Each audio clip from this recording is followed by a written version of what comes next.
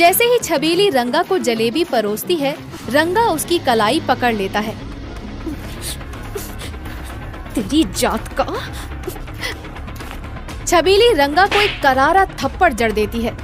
वहाँ से गुजरता साहूकार ये सब देख लेता है और अपने आदमियों को छबीली की मदद करने के लिए भेजता है।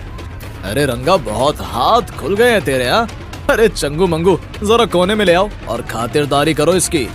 निकल जा मेरे घर से, करम जली, किसी काम की नहीं है तू, निकम्मी कहीं की। ऐसे पैर लेकर आई है कि सारा काम धंधा चौपट करके रख दिया है। क्या हुआ माँ जी, ऐसा क्यों कह रही हैं आप? किसी ने कुछ कहा है तो मुझे बताइए ना, कोई गलतफहमी हुई है आपको? काम तो बहुत अच्छा चल रहा है। जिस दिन से मेरे घर में आई है, जादू टोना करके मेरे बेटे को अपने पल्लू से बांध के रखती है। और किस तरह से तू ग्राहक लाती है ना, सब जानती हूँ मैं। वो साहूकार से क्या रिश्ता है तेरा? मेरे बेटे ने तुझे छोड़ दिया है और अब इस गांव में दिखाई भी मत देना। सरसपुर नाम के गांव में शकुंतला अपने परिवार के साथ रहती थी। प्यार से उसे सकुला कहकर लोग बुलाते थे। सकुला के पति की अब उम्र हो गई थी। अब बेटा रमेश ही काम को संभालता था। माँ, मैं चला काम पर, कहीं देर हो गई तो कोई और ना जलेबी बेचकर निकल जाए। रमेश अपनी टोकरी उठाकर जलेबी बेचने निकल जाता है। जलेबी ले लो, जलेबी, स्वादिष्ट स्वादिष्ट जलेबी। घूमता हुआ रमेश अपने रोज के ग्राहकों के घर पहुंचता है। अरे कोकिला भाभी, आज जलेबी नहीं लेनी क्या? अरे लो रमेश भैया, अब आ रहे हो तुम? अरे वो सुबह एक लड़की आई थी टोकरी लेकर, यहाँ नई है इस गाँव में। आहा, क्या जलेबी थी उसकी, मेरा तो दिल ही खुश हो गया। क्या जलेबी बनाई है। ओहो, आपने तो जलेबी खरीद ली है, बाकियों के घर जाता हूँ भाभी मैं। आज तो कोई नहीं लेने वाला है जलेबियाँ भैया। अरे वो लड़की सभी को जलेबी बेचकर जा चुकी है। अच्छा, अब कौन आ गई है? सारा काम चौपट करके रख दिया। आज लगता है खाली हाथ ही घर लौटना पड़ेगा। अगले दिन भी वही होता है। रमेश के बाजार जाने से पहले ही कोई लड़की जलेबी बेचकर जा चुकी होती है। अब तो हद ही हो गई। कल सुबह 4 बजे ही घर से निकल जाऊंगा। देखूं तो कौन लड़की मेरी दुश्मन बनी पड़ी है। रमेश अगली सुबह इंतजार करता है और सुबह 6 बजे एक बहुत ही सुंदर कटीले बदन की लड़की टोकरी उठाए सभी को पुकार लगा रही होती है। जलेबी ले लो जलेबी, छबीली के हाथों की बनी गर्मा गर्म जलेबी ले लो। आओ जी आओ, जलेबी ले लो। लगता है ये वही लड़की है, परेशान करके रख दिया है। अभी इसके पास जाता हूँ। मेरे इलाके में आकर मेरा काम खा रही है। हाँ, कहिए। वो ये मेरा इलाका है। जहाँ छबीली गई वो इलाका उसका। अजी घबराइए मत, वो मैं अपने परिवार के साथ पास के गांव में रहने आई हूँ। यहाँ गांव से होते हुए हम लोग अपने गांव जा रहे थे, तो मैंने सभी को जलेबियाँ बेच दी।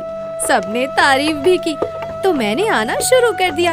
अब मैं नहीं आऊंगी जी, आप बेफिक्र रहिए। कैसे चली जाओगी तुम?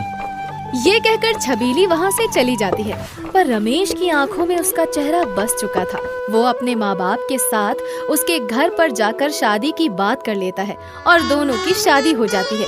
शादी के 2 दिन बाद, मुझे तो कतई घर पर बैठने को ना कहिएगा, काम पर तो मैं भी चलूंगी।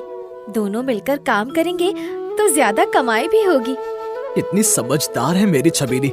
चल तू भी। छबीली अपनी टोकरी और रमेश अपनी टोकरी लिए जलेबी बेचने निकल जाते हैं। तभी रास्ते में उन्हें साहूकार मिलता है।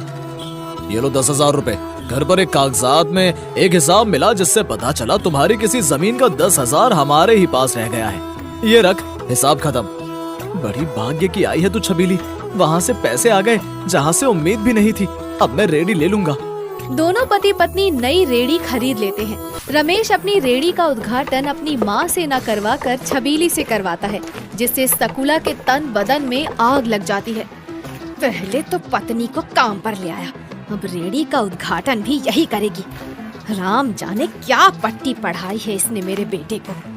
रमेश अपने माता पिता को घर छोड़ने चला जाता है।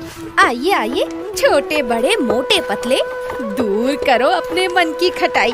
खाओ रमेश और छबीली की मिठाई। तभी वहाँ पर रंगा अपने 4 लोगों के साथ आकर छबीली की रेड़ी के सामने खड़ा हो जाता है। जैसे ही छबीली रंगा को जलेबी परोसती है, रंगा उसकी कलाई पकड़ लेता है। तेरी जात का। छबीली रंगा को एक करारा थप्पड़ जड़ देती है। वहाँ से गुजरता साहूकार ये सब देख लेता है और अपने आदमियों को छबीली की मदद करने के लिए भेजता है। अरे रंगा, बहुत हाथ खुल गए हैं तेरे। अरे चंगू मंगू, जरा कोने में ले आओ और खातिरदारी करो इसकी। वाह छबीली, बड़ी ही हिम्मत वाली हो तुम। चलो मैं चलता हूँ। छबीली के जलेबी बेचने के तरीके से और जलेबी के स्वाद से सभी उसकी तारीफ करने लगते हैं। रमेश भी छबीली से बहुत खुश था, पर ये सकुला को गवारा ना हुआ और एक दिन, निकल जा मेरे घर से करमजली, किसी काम की नहीं है तू, निकम्मी कहेगी। ऐसे पैर लेकर आई है कि सारा काम धंधा चौपट करके रख दिया है। क्या हुआ माँ जी, ऐसा क्यों कह रही हैं आप? किसी ने कुछ कहा है तो मुझे बताइए ना, कोई गलतफहमी हुई है आपको? काम तो बहुत अच्छा चल रहा है। जिस दिन से मेरे घर में आई है, जादू टोना करके मेरे बेटे को अपने पल्लू से बांध के रखती है और किस तरह से तू ग्राहक लाती है ना, सब जानती हूँ मैं। वो साहूकार से क्या रिश्ता है तेरा? मेरे बेटे ने तुझे छोड़ दिया है और अब इस गांव में दिखाई भी मत देना। सकुला छबीली को घर से निकाल देती है और रमेश के आते ही रोने का नाटक करने लगती है। अरे रमेश बेटा, तेरी पत्नी किसी शहर के अमीर आदमी के साथ भाग गई है और ला ऐसी औरत घर में तू। रमेश का मन टूट जाता है और हंसती खेलती छबीली भी अब उदास रहने लगती है। 1 महीने बाद छबीली की एक सहेली उससे कहती है, क्यों रे छबीली, क्यों अपने हुनर को खत्म करती है? चल अपने काम को शुरू कर, मेरे पैसे तेरा हुनर, चल पड़ेगी अपनी गाड़ी। ऐसे भी सब मुझे निकम्मी ही कहते हैं, मैं भी सबको दिखा दूंगी इमरती क्या चीज है आखिर। अब छबीली अपनी सहेली के साथ एक ढाबा शुरू करती है जिसमें वो हर तरह की जलेबियाँ रखती है।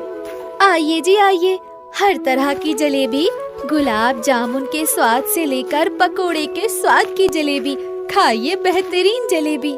भर गया हो मन खा खा कर नत्थु हलवाई का खाना, तो छोड़ दो उसे करके कोई बहाना।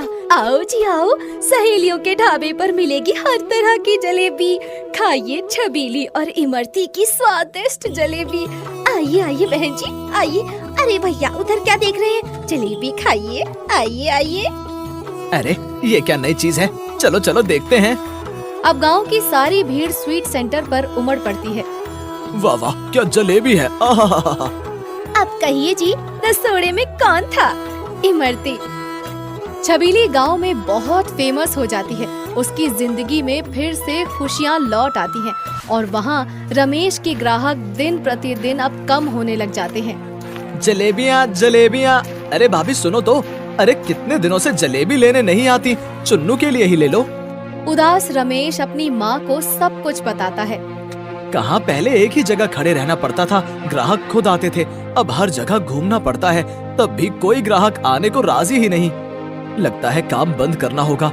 माँ, कोई ग्राहक है कि आने को राजी ही नहीं। लगता है छबीली अपने साथ ही अपना भाग्य ले गई। मैं सोच रहा हूँ दूसरे गांव जाकर कोई काम ढूंढूं। मेरी जलन ने आज ये क्या कर दिया। हाँ बेटा जा, अब कर भी क्या सकते हैं। रमेश काम की तलाश में छबीली के गांव पहुंचता है। काश यहाँ छबीली होती, पर वो तो शहरी बाबू के साथ होगी। तभी उसे एक आवाज सुनाई पड़ती है, आइए आइए, हर तरह की जलेबी खाइए, इधर आइए। ये तो इमारती है। रमेश भागता हुआ उस आवाज का पीछा करता छबीली के ढाबे पर पहुंच जाता है। अपनी पत्नी को अपने सामने देखकर वो फूट फूट कर रोने लग जाता है। छबीली अपने पति को देखकर भागकर उसके पास जाती है। रमेश जी, आपने मुझ पर शक कैसे कर लिया? मुझे एक बार अपनी सफाई तो रखने देते। मुझे माँ जी ने सब बताया। मैंने नहीं तो छबीली, तुम ही तो किसी शहर के आदमी के साथ चली गई थी ना, मुझे माँ ने कहा। दोनों सब कुछ समझ जाते हैं। रमेश बिना देरी किए अपनी पत्नी को अपने घर ले आता है और बहू को सामने देखकर शकुंतला फूट फूट कर रोने लग जाती है। मुझे माफ कर दे। नहीं माँ जी, बड़े माफी नहीं मांगते हैं। छबीली शकुंतला को माफ कर देती है और अपने स्वीट सेंटर का एक नया ब्रांच अपने ही ससुराल के गांव में खोलकर अपने काम को आगे मुकाम पर ले जाती है। अब शकुंतला और उसके ससुर भी काम में उसकी मदद करते हैं। छबीली का परिवार फिर से खुशहाल हो जाता है।